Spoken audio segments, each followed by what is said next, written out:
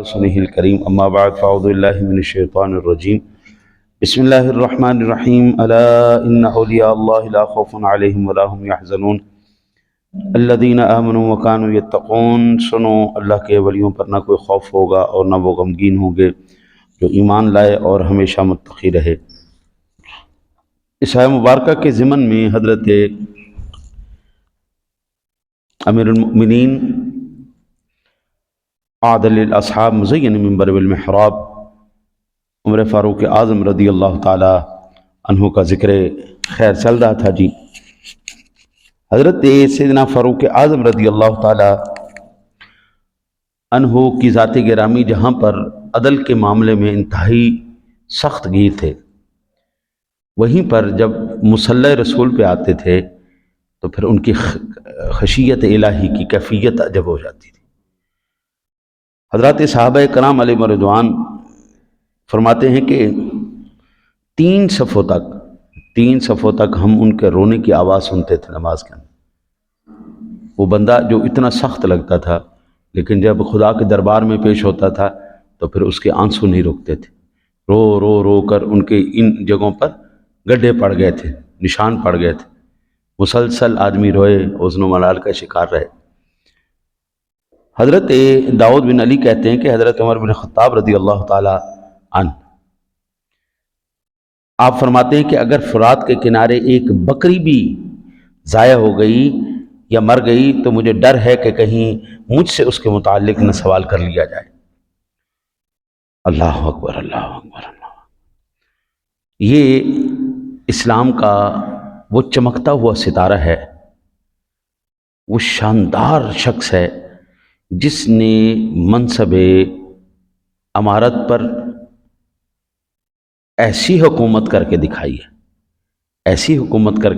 ہے کہ آج 14 صدیوں بعد بھی ہم ان کو یاد کر رہے ہیں اور آئندہ آنے والے ہزاروں سال بعد بھی دنیا ان کو یاد کرے گی. اچھا، ان کے کامیاب ہونے کے پیچھے راز کیا تھا؟ ان کے یہ اتنے شاندار اور کامیاب ترین حاکم وقت کیسے بن گئے تھے؟ یہ بھی انسان تھے، مسلمان تھے. آج کا حاکم بھی مسلمان ہے اور انسان ہے. ان کے پاس وہ ذرائع نہیں تھے اتنے جتنے آج ہمارے پاس ذرائع موجود ہیں. ان کے کامیابی کا سب سے بڑا اور ایک راز جو مجھے سمجھ میں آیا، اور بھی ہو سکتے ہیں لیکن میری سمجھ میں جو آیا وہ صرف ایک ہی تھا کہ منصب خلافت پر آنے کے بعد اس بندے خدا نے اپنا بھی جو کچھ تھا وہ سارا اسلام کے نام پر قربان کر دیا. یہ حضرت عمر بن عبدالعزیز ان کی نسل پاک میں ہیں. ان کے اندر یہ چیز نظر آئی اسلام لانے سے پہلے، اپنا منصب خلافت پر آنے سے پہلے، امیر المؤمنین بننے سے پہلے. عمر بن عبدالعزیز بھی، عمر فاروق اعظم بھی لاکھوں روپے کے سوٹ پہنا کرتے تھے. نواب لوگ تھے، نواب لوگ. آتے ہی مزدوروں سے کم کی مزدوری پر انہوں نے منصب امارت کو تسلیم کیا، جو اپنا تھا وہ بھی قربان کر دیا. آج کا حاکم اگر کامیاب ہونا چاہتا ہے تو بھائی سب سے پہلے تو اس کو اپنے خزانے خالی کرنے پڑیں گے. حضرت میں مصلی رسول پر بیٹھ کر بڑی ذمہ داری سے یہ بات کرتا ہوں کہ صرف اور صرف ہمارے جو حاکم وقت ہیں، حکمران ہیں، یہ 500 ہیں، 600 ہیں، 700 ہیں. صرف اور صرف ان کی دولت جو انہوں نے باہر بینکوں کے اندر چھپا کے رکھی ہوئی ہے، باہر اثاثوں کی صورت میں رکھی ہوئی ہے، صرف یہ لوگ، بلکہ ان میں سے صرف آدھے لوگ بھی اگر اپنی دولت کی قربانی دے کر کے وہ پاکستان کے اوپر نچھاور کر دیں، عوام پاکستان کو دے دیں، تو پھر ہمارا بچہ مقروض نہیں پیدا ہوگا بلکہ ہمارا ہر آنے والا بچہ اپنا مستقبل سیکیور لے کے پیدا ہوگا. ہمارے ملک کے قرضے اتر جائیں گے، ہمارے ملک سے غربت ختم ہو جائے گی، سارا کچھ ختم ہو جائے گا. اب آپ اندازہ کیجئے اس وقت جتنا صحابہ کرام علیہ رضوان کی حیات مبارکہ سے ہمیں سبق سیکھنے کا ضرورت ہے، اتنی آج سے پہلے نہیں تھی۔ آج کا غریب چیخے مار کے رو رہا ہے، یہ چالانوں کی وجہ سے غریب بندہ اپنے موٹر سائیکل کو آگ لگا رہا ہے، پک اپ والے اپنی گاڑیوں کو بیچ کے ٹھیلا لگانے پہ مجبور ہیں، ٹھیلا لگاتے ہیں تو وہ بھی اٹھا کے لے جاتے ہیں، دکان بناتے ہیں اکھاڑ کے رکھ دیتے ہیں، ویسے بیچتے ہیں اٹھا کے مار مار کے ان کی بھرکس نکال کے رکھ دیتے ہیں۔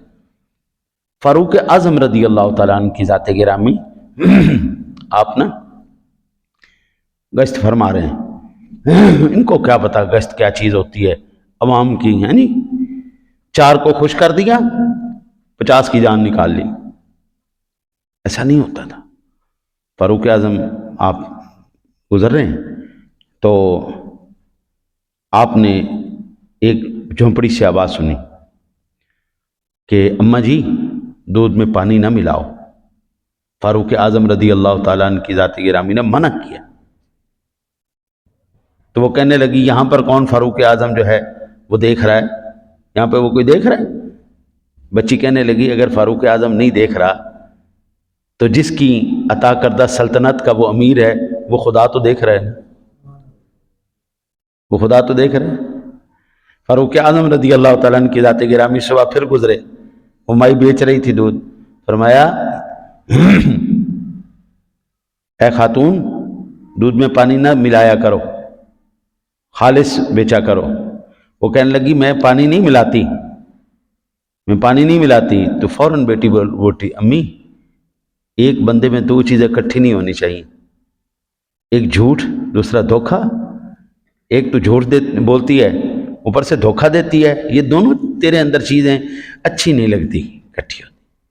فاروق اعظم رضی اللہ تعالیٰ عنہ کی ذات گرامی نے اسی بچی کا رشتہ اپنے بیٹے کے لیے مانگا اور انہی کی اولاد سے عمر بن عبدالعزیز پیدا ہوئے جو ثانی عمر کہلایا۔ اور تاریخ بتانے والے یہ کہتے ہیں کہ اگر فاروق اعظم رضی اللہ تعالیٰ کے بعد یہ جو عمر بن عبدالعزیز آیا تھا صرف ایک اور عمر بن عبدالعزیز آ جاتا، عمر فاروق اعظم نہیں، تو اس روئے زمین پر سوائے اسلام کے کوئی دوسرا مذہب نہ ملتا۔ آج کوئی بھی مذہب کوئی بھی مسلک والا، وہ عیسائی ہو وہ یہودی ہو وہ کوئی بھی ہو، وہ فاروق اعظم رضی اللہ تعالیٰ عنہ کی حکومت کے اندر کیے گئے ترامیم اور بنائے گئے قوانین کے اوپر عمل کرنا اپنے لیے فخر محسوس کرتے ہیں۔ امریکہ کے قوانین کے اندر فاروق اعظم رضی اللہ تعالیٰ عنہ کی وہ ایک شے کی یہ موجود ہے کہ جب بھی بچہ پیدا ہوگا، پیدا ہوتے ہی وہ ان کا اجارہ لگا دیتے ہیں کہ بچے کا جو ہے نا جی وہ پیسے حکومت دیتی۔ فاروق اعظم رضی اللہ تعالیٰ عنہ گزرے، رات کو گشت فرما رہے تھے، بچہ روئی جا رہا، تو وہ جھونپڑی میں آواز جب سنی تو آپ نے آواز دی مائی صاحبہ بچے کو دودھ کیوں نہیں پلاتی آپ، بچہ رو رہا ہے۔ اس نے کہا میں چھڑوا رہی ہوں اس کا دودھ۔ کہا اتنی جلدی چھڑوانے کی کیا ضرورت ہے؟ اس نے کہا جب تک میں بچے کو دودھ نہیں چھڑواتی، کوئی عورت نہیں چھڑواتی، تو فاروق اعظم جو امیر المؤمنین ہیں وہ اس کا جو ہے نا اجارہ نہیں لگاتے۔ فاروق اعظم رضی اللہ تعالیٰ نے فرمایا کہ جب سے بچہ پیدا ہوگا اس کے ساتھ ہی اس وقت تک ہم اس بچے کو پیسے دیں گے جب تک وہ بچہ اپنے خود کھانے کے قابل نہیں ہو جاتا۔ اخراجات آج بھی امریکہ کے اندر قانون۔ وہ بزرگ، وہ بے روزگار، جو بے روزگار اور بزرگ کچھ نہیں کماتا، کچھ بھی نہیں کرتا، تمام تر سہولیات فاروق اعظم رضی اللہ تعالیٰ عنہ کو دیا کرتے تھے۔ آج امریکہ کے اندر یہی قانون ہے۔ حضرت میں اس بات پر مجھے افسوس اور دکھ ہوتا ہے کہ یہ ورثہ ہمارا تھا، یہ ہمارے بڑے تھے، یہ قانون ہمارے تھے۔ آج ہمارے ملک کے اندر صرف ایک اسلام نہیں ہے، باقی سارا کچھ ہے، ایک اسلام نہیں ہے، اسلامی قوانین نہیں ہے۔ جو بولتا ہے اس کی زبان بندی کروا دی جاتی ہے، جو بولتا ہے نہیں باز آتا زبان بندی کے بعد بھی اس کو اٹھا کے جیل میں پھینک دیا جاتا ہے، عبرت کے نشان بنا دیا جاتا ہے۔ تمہاری ایسی کی تیسی تم نے مملکت خدا داد پاکستان کے اندر، جس کو کلمے کے نام پر ہم نے لیا، 28 لاکھ جانوں کی قربانی دے کر کے ہم نے اس ملک کو لیا، اس کے اندر نظام مصطفیٰ کی بات کر دو، چلو تمہاری ایسی کی تیسی تمہاری نسلیں بھی یاد کریں گے، تم اسلام کی بات کرو گے، تم نظام مصطفیٰ کی بات کرو۔